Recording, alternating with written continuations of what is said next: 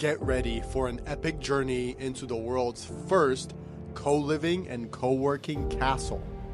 Imagine a 12th century fortress, once home to Vikings, royals, and even occupied by Nazis, now transformed into a haven for digital nomads.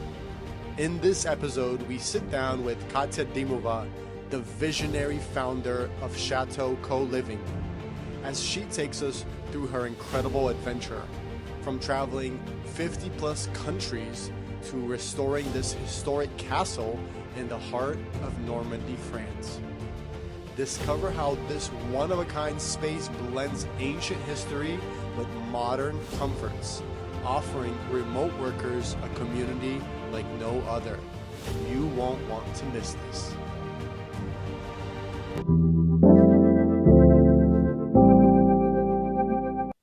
Hello, everyone, and welcome to the Conscious Travel Podcast. I'm here with Katia Dimova, who is the founder of the Chateau Coliving in Normandy, France. Katia, how are you doing? I'm great. Thank you so much. I'm so excited for this interview. I'm excited too. Thank you for taking this interview. I decided to interview her because conscious travel is about people that have experience with travel and people that have stepped into their purpose as well. And Katya really struck me as an incredible leader. And we have one thing in common. We probably have a lot of things in common, but the one major thing in common is that we are both from Bulgaria. We were born in Bulgaria. And now we found each other and we met here in the chateau. Katya, what does chateau mean? So the word chateau means castle in French. It's an interesting story because we were ruminating a lot about what should be the name of the co-living space. And I talked to a lot of people. I asked all of my travel community, all of like business communities that I was part of. We had so many ideas about possible name for the co-living space. And at some point, a friend of mine said, Katya, you have like all of these ideas are great, it's so good, but it's the only co-living that is in a castle. You realize that wherever you name it, everyone will just call it the castle, so you might as well. That's, And we yeah. really like that, so I went for that. Yeah, I love that. So we are at a co-living castle. And my journey brought me here as a digital nomad. Now, Katya, can you tell us, like, how is this even possible? Like, how are we in a castle, and how is this a reality? Can you tell us a little bit about your journey on like what you're doing here? What are you doing here, and what is this for? Well, yeah, my journey, it's a long journey. It's hard to summarize, but I've been traveling with my husband a lot as digital nomads before we even knew that there is a word for it. So we started around, I think, 2011, 12. And at the time, there were no communities, or at least that we didn't know of. It was not very popular. Remote work was not very popular.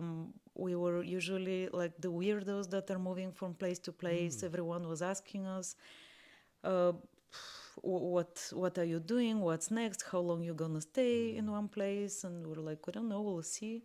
Then later on, we discovered that this is called digital nomadism, apparently, and that more and more people are starting to work remotely.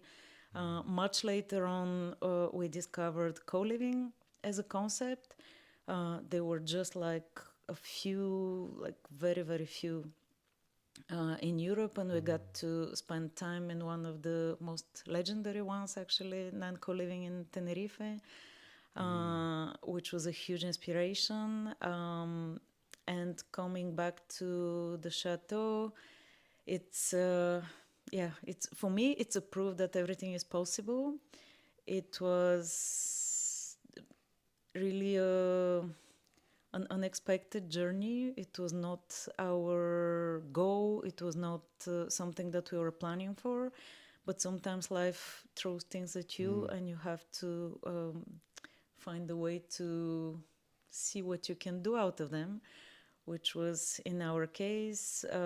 The chateau was in my husband's family for many years, not in the immediate family, but it kind of came to us in a situation where we were completely unprepared. I love this story. I love this story. We were unprepared to pay for it in the first place completely, although we had a very good deal on the price, but a very good deal in your late 20s, early 30s for a huge property like that is still an extremely expensive deal.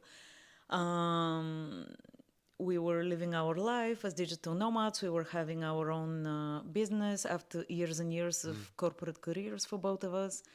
And suddenly this opportunity came along, and this opportunity seemed so amazing on paper, and it's still an amazing opportunity, except that we were too young and too unexperienced. We didn't know what we are signing up for. So, yeah, basically, it was an opportunity, but it was also something that we couldn't morally say no to.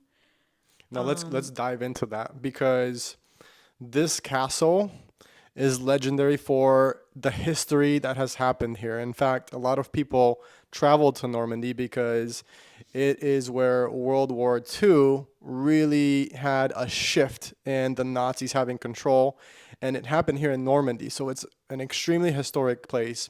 And the castle itself, there's been Vikings that have lived here. There's been Nazis that took it over, but the castle has been passed down from royal family to royal family. And in the beginning, the only way that you could continue with the legacy of the castle if you married a royal family. And from my understanding is that there was a point where that happened for a while, and then there was a time where the family went bankrupt, but then they married another royal family, so they continued. It's got so much incredible history, but then your husband and you get an opportunity. And so can you just tell us about like how that happened, and maybe what even happened before with his father and his uncle? Well, yeah, Bring the mic. his father was the first one that in generations and generations that didn't marry within a royal family. For this and probably also for other reasons that I wouldn't feel confident to comment on. He didn't inherit the place, and the place was inherited by his uncle, so the younger brother. By traditions in royal families, usually they get to usually the firstborn son is the one that inherits everything. So they invest in the firstborn son education, and they expect this person to take over. Usually by tradition, if there is a second son, they kind of have to be some kind of religious figure at some point to serve in the church or something like that, which in this case was that the uncle became a monk. And if there is a third brother, he would join the army. There was no third brother in this case, but that's kind of like the tradition. We were kind of faced with a difficult choice at the time, because as a monk, the uncle could not possess material properties or money or anything like that, and everything that he has needs to go to the church. So eventually, as someone that lives in the monastery, that lives in a religious community, that has dedicated all his life to that, and doesn't have children as well, he has to give all of his possessions to the church. It's a complicated choice, because something that has been in the family, a legacy for more than 800 years. 800 years. Yeah, it would have been very easy for us, like for us from a personal point of view, from our life. We had already a life that was quite established. We had our corporate background. We had our digital nomad life quite set up. We had I would like to say we had a very easy life before this place. And suddenly, undeniably is a great opportunity, but at the same time, it's a huge responsibility that at a young age you are not necessarily ready to take in many ways. Of course, the financial burden is one of them, but also the fact that it's something huge that is fixed in one place, right? We were not fixed in one place at all. And this adds like another psychological layer. Not to mention that the place was not in a good condition at all. Like in the beginning, we thought, oh, yeah, of course, it's such a great opportunity. Of course, we have to like look for loans and talk to all the banks and make a business plan and try to like do everything possible to make it happen. But then when we actually came here, we saw that the place is absolutely not nearly ready to welcome any type of guests. It was not livable. It needed another huge layer of investment, which actually we did very, very slowly because we did as much as we could ourselves. And then financially it was just impossible to do everything at once. So we would do like a little bit, one room, second room, friends would come to help. All the rooms actually are named after friends that came to. Oh, the rooms are named after friends that came to help? Yeah, so the rooms are named after places, and after places because we are a place for travelers, so we want to give people inspiration. Sometimes people are like, oh, I'm in room London, so maybe I should go to London next. I was wondering where to go next. This is a sign. Or something like that. But the truth is that all the rooms are all the names are picked by people who helped us, friends who helped us with the restoration of the rooms, and they chose their place that they are from, or their favorite place that they feel connected to. Thank you for sharing all that. So it seems like it's been quite a journey, and life sometimes throws challenges and even opportunities your way when you're not even expecting them. And it seems like you and your husband were already experienced in corporate. You had a business going, you were traveling, and you were in a good place. And then all of a sudden, this huge opportunity comes your way.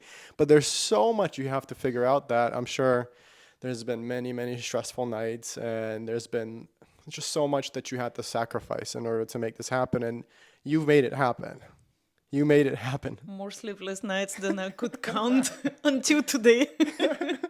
Until today, yeah. And it keeps going. It's a constant work in progress. It's just so big in scale that not only the property itself, but also the business co-living is something relatively new, and it's so developing so quickly, and to be always on top of the wave we would like to see ourselves. We are definitely not the first co-living place in Europe, definitely not, but we are still among the first ones. We are among the first wave of very good established ones and community focused ones. So keeping this leadership position is a constant work in progress. Yeah. And is it the first castle co-living in Europe? Yeah. Okay. Well, congratulations. You're the first Thank castle, you. which is very unique, which is what brought us here. Me and my wife is one of her biggest dreams in life ever since she's been a little girl is to live in a castle, because a lot of women and a lot of people might have that dream of living like royalty or living in a castle and having that experience. And she used to dream of that when she was a little girl, dressing like a princess. And so now we're here. So my next question to you is co-work and co-living, especially co-living is a new term that more and more people are starting to understand, and it is your business model. But for someone that is watching right now that loves travel and is interested in travel and has no idea what co-living is and why should they co-live, what can you tell them? For someone that doesn't know what co-living is, I would say it's like summer camp for adults without peer pressure, with only positive peer pressure, jokingly, but also, yeah. So co-living is basically a concept where people who have similar interests, similar values, similar vision of life gather in one place. They don't have to know each other. They meet each other on the spot. Some of them might know each other from before. Everyone in the co-living space has their own private room and private space. So no, it's not like summer camps. You're not gonna sleep in bunk beds. Not in our case, at least. People work. They're either freelancers or entrepreneurs or have their own remote jobs. We have more and more people actually that are just with the remote jobs for other companies and fixed working hours. And we live together as a community where you can take as much participation as you like in community activities and events, and as much personal time and time alone as you like as well. What is amazing is that people tend to connect very quickly.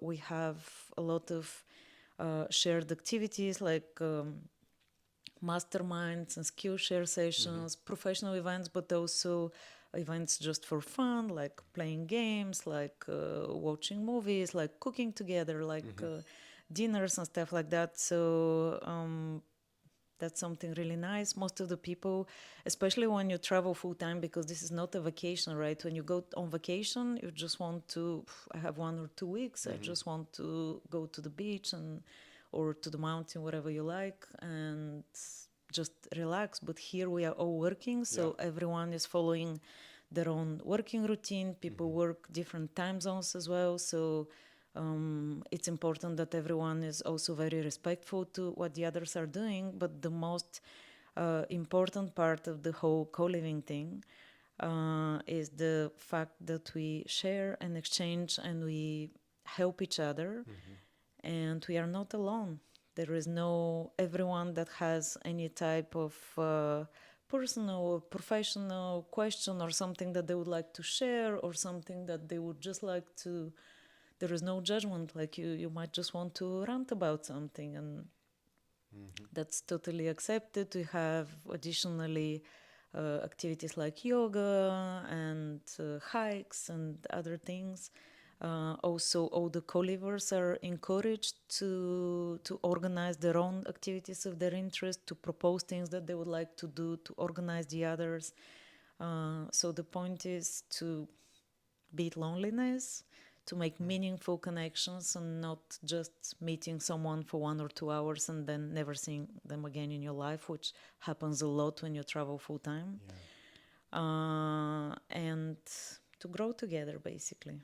Just to, yeah. Great explanation of what co-living is like. And this was my first time experiencing co-living. And let me tell you a little bit about my experience. So just from the very moment that we got here, we were warmly greeted. The staff, beyond great customer service. And I always say the staff is an extension of the manager and the founder, right? So that's an extension of you. And they've been exceptional. And there's just so many things that are even easier living here compared to maybe living on your own. For example, when it comes to the food and the groceries, you have made it so easy to where there's a download this app. Here's what the grocery store has. Put it in your cart, and we will pick it up for you. And it's so easy. All we have to do is select the groceries we want. We pay for it. And the next morning, someone on our staff drives to the grocery store and delivers our food. And it's right there on the table. And it saves time. So there are things here, the way it's ran, that saves time. And time is the most precious commodity. And I love that. There's been fire circles. There's been events where there's like a lunch with everyone, a dinner with everyone. There's been, and I've noticed how, especially with the food events, it brings people together. Food brings people together. Have you noticed Definitely, yeah, absolutely. that? Yeah. And you also mentioned how even the people staying here have an opportunity. They have different talents, different gifts to share what they love. And I did that this morning. I led a breathwork and meditation. There was people that have experience in that, and there was people that it was their first time How was that for you, that breathwork and meditation I experience? really liked it. Yeah, it was really good for me. I have difficulty meditating because I have a very hyperactive mind. So the breath work before was definitely helping. It was the first experience for me as well. So yeah, I think it was great to start the day this way. And I think also this is one of the core things in co-living. You get to meet people that are different with different talents, and you get to experience things that you probably wouldn't think of. Maybe it's something that you would like, but how would I know if I like it if I would never think about going to a breathwork class? And now I've been to one, and I'm like, oh, that's really great, that really works for me. And it happens actually with a lot of the activities. This is what we call positive peer pressure, is that you absolutely don't have to join, like everything is voluntarily, Yeah. but when something is organized on your doorstep, why wouldn't you? Yeah. Like, if you have the time, most people are just curious and they're like, oh, what is that? I'm gonna join. And then they discover something that they really like and that is really helpful for them. Yeah. So that's what we do in co living. And I've been here for about 3 weeks. I've met all kinds of people, people from America, people from Europe, people from Asia, and there's been couples, there's been people that are single, people that have a full-time job, people that just quit their job and they're looking for a new job, all types of people, and the conversations are so fruitful. You get to learn from their experience, where if they've traveled, what they like, what they're about. And there's definitely a balance thing, right? I saw some people that live here that maybe have more experience traveling and being digital nomads, where they have a certain schedule. They're very good about balance, about how much energy they give to talking and to community events, and then they work, right? This is, I call it a workcation. And I've definitely fell into a really good balance here with, I know what my priorities are.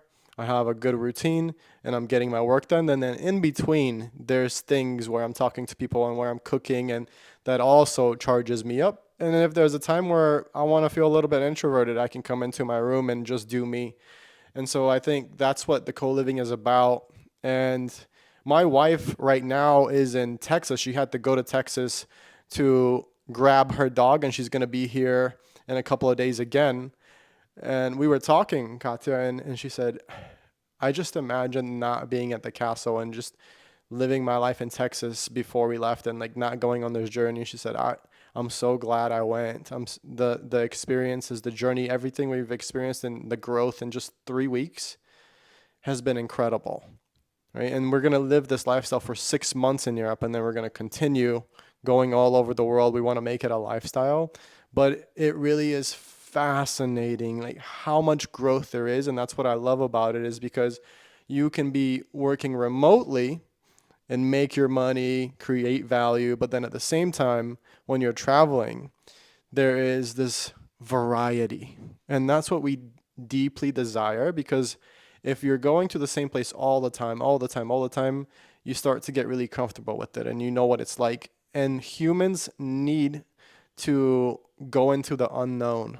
And that's the beautiful thing about being a digital nomad. Do you know what I'm talking about? Yeah, absolutely. I can totally relate, and it's part of it's part of changing location, and it's also part of changing the people that you spend time with, just having a bigger diversity of people in your life, because everyone can bring so much into your life, and every person that you talk to and that you communicate with, like you mentioned, just for 3 weeks, only by even simple things, just hanging around the kitchen and seeing what others are Yeah. cooking.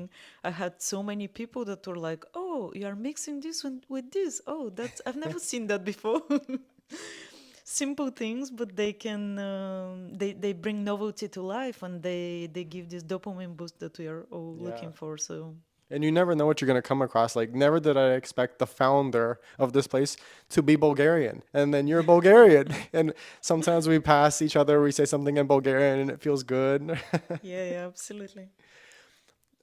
One story that I would love for you to share is just a little bit more about the history, like something you want to share, maybe how there's literally bullet leftovers in the walls, at certain places in the castle from World War II, where the Nazis fought the Americans and the Canadians and all that. Can you talk a little bit more about that? And where were the valuables hid? Talk about that. Oh wow. You were paying attention during the history tour. Yeah.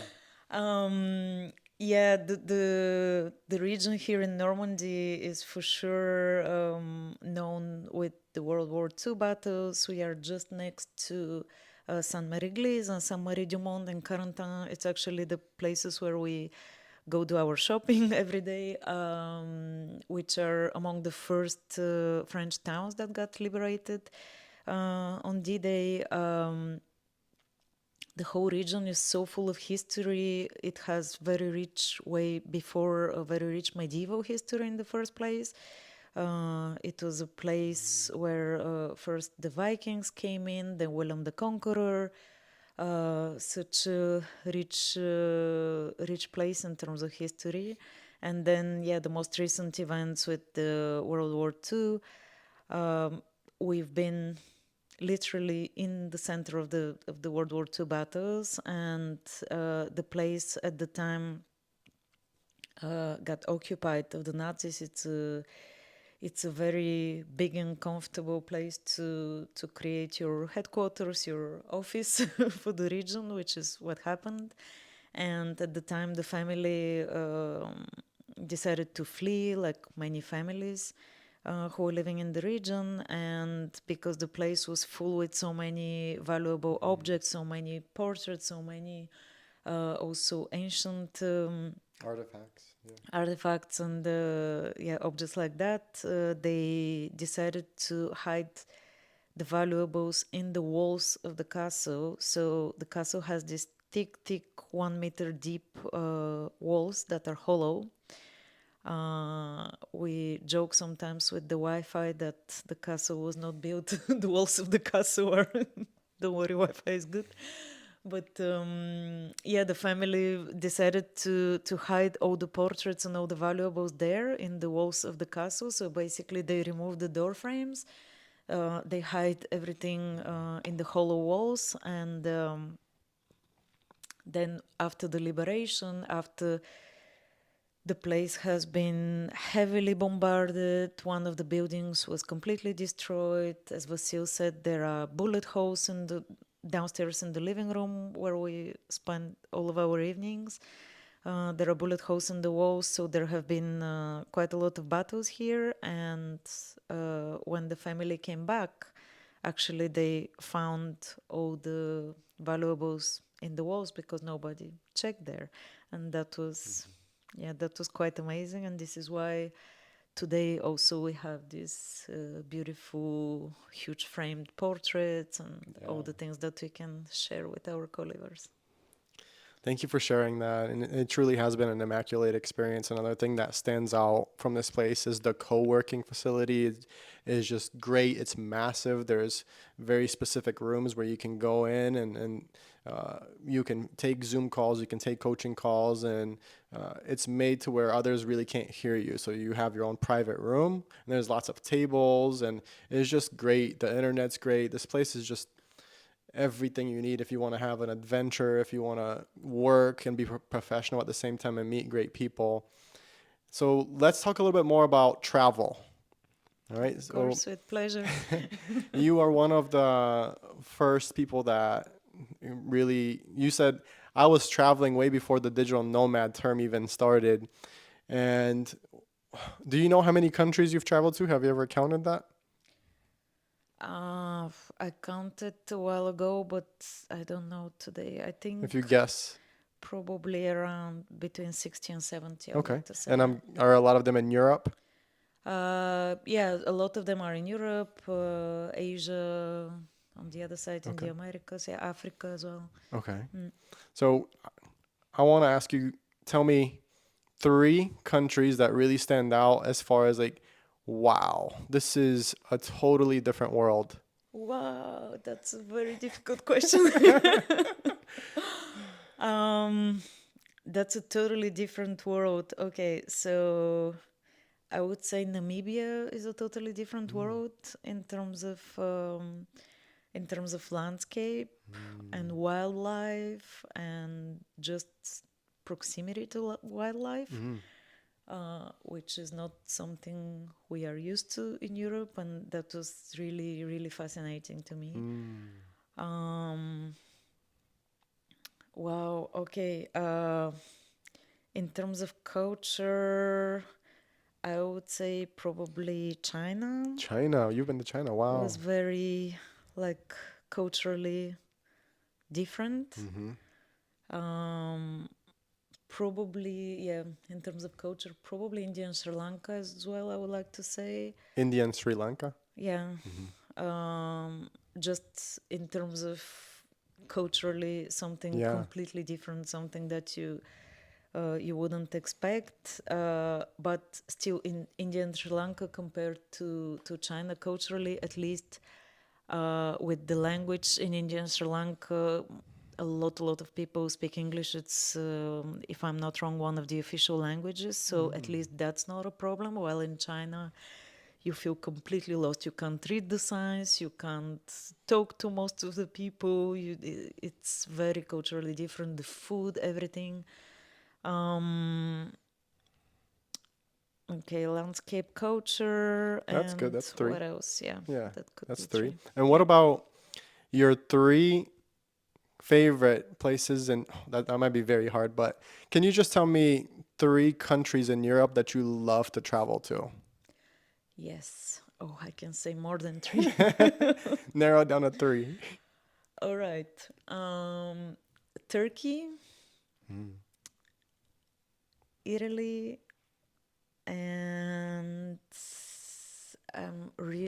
it's really tough between Greece and Spain. I would probably say Greece. And why Turkey?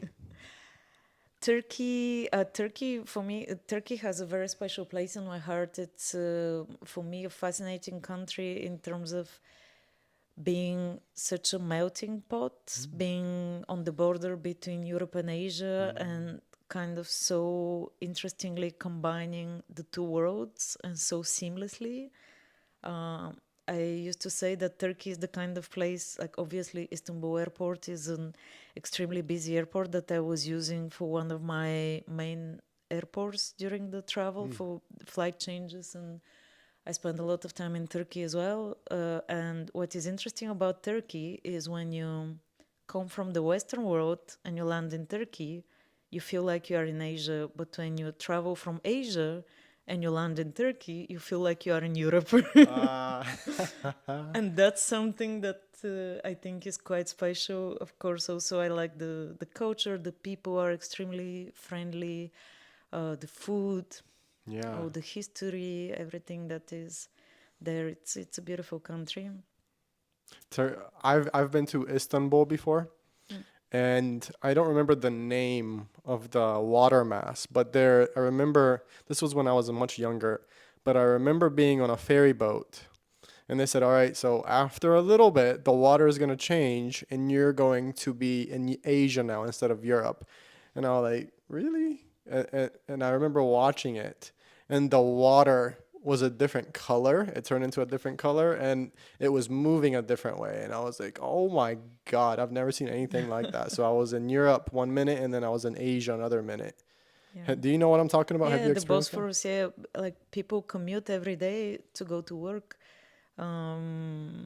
through the bridge or through the little boats, the little ferries. Like it's very common for people to live in Asia and work in Europe, in Istanbul. Do It's they have quite to show their amazing. passport every time? No, No. no. All Yeah. right. Well, Katya, you're doing such a phenomenal job here for someone watching right now that maybe doesn't have much experience traveling.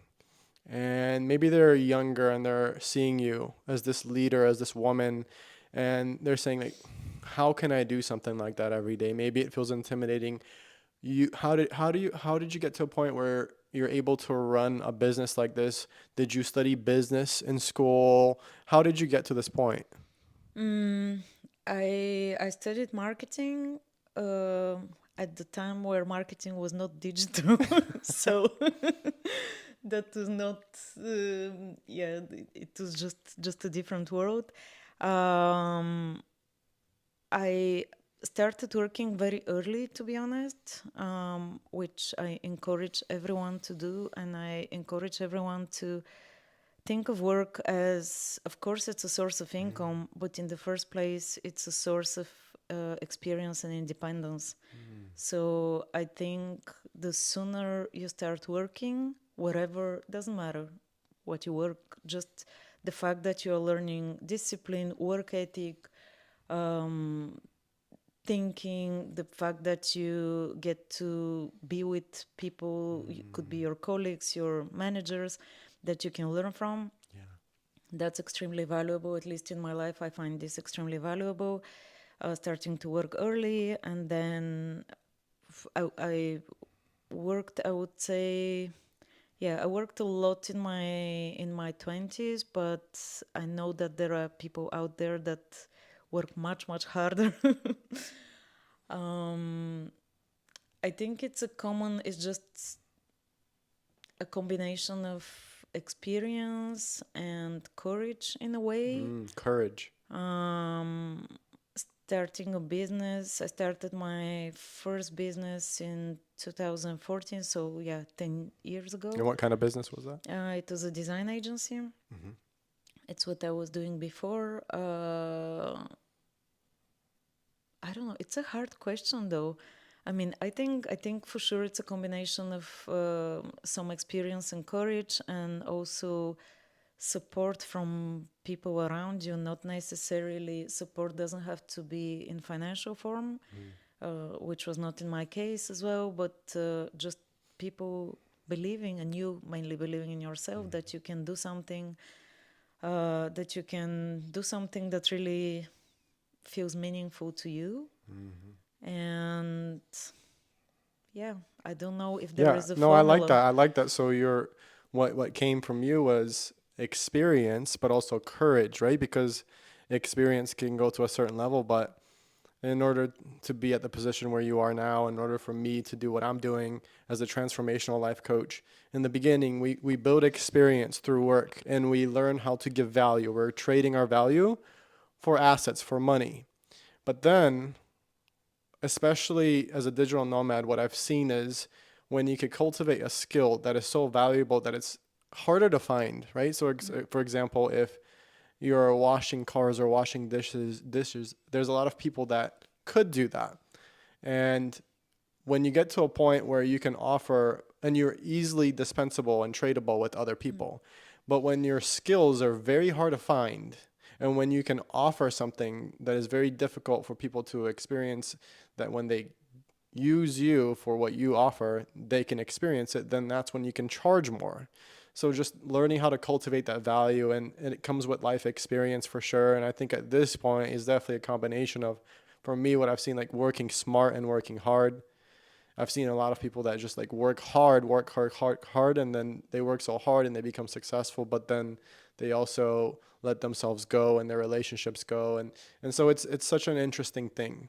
But this channel is definitely about traveling, and it's called conscious travel because it's about making the world a better place. It's about expanding our awareness of like how travel can shape us and help us understand how life works in other places, and you can see how people are very similar a lot of places. Deep down, people are looking for love, people are looking to connect, people want to respect you and build community and be in a community, and so that's one of the big things about conscious travel. So I want to thank you so much, and right before we end it, I want to give you the opportunity to ask me something. Oh, that's a great opportunity. Oh, I want to ask you so many things, but let me think. Um, it's been you said your first co-living experience. How, because you traveled before as well, how would you compare traveling in the conventional way to co-living, Yeah. traveling and working? Yeah, that's a great question. So France, this is my first time in France. This is my 29th country.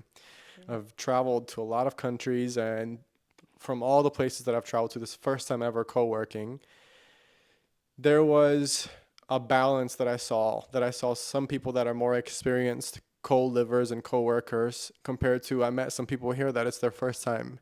And it seems like whenever people are finding right now their new career or they're looking to understand more about themselves, maybe they feel a little bit lonely, maybe they're looking for community, they might be kind of flowy.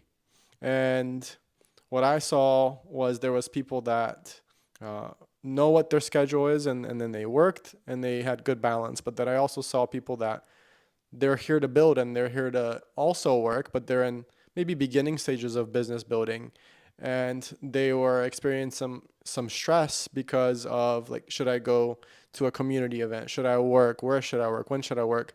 So just having, I think, coming to a place like this, either way there's going to be growth and you have huge learnings because you're around people of different types, of different success, and you're going to learn. You maybe you'll get some answers that you should focus more on discipline, you should focus more on structure, maybe you do need more community, maybe you've had too much discipline and structure and you need some community. So I think this offers all of that. And it really has harnessed deeper friendships too, just because of especially the situations where we're eating, cooking together and talking together in the kitchen. I've seen a lot of bonds be created through that, through the experiences like the breath work and the meditation today. There were so many people that came up to me. It was like, wow, like I've never been able to relax my mind to this degree and visualize on this level. Thank you. And I can see the bonds and the friendships forming through experiences. So the co-living definitely creates and gives you opportunities to create very unique experiences that you can cherish, that I will cherish all my life. And I'll be definitely telling people about this place. As you see, I'm recording a video about it because I'm really impressed and I'm impressed by you. So I just want to say thank you for Thank your you. sacrifice, for all the hard work, for the sleepless nights. It's all worth it. And it's a ripple effect. It's a ripple effect. Thank you so much. That's the goal. I mean, I wouldn't frame it myself as a sacrifice. I mean, I think we all do certain sacrifices for our career, right? And for our life and for work and for personal life. But yeah, for sure, it was something that I wouldn't have chosen maybe knowingly.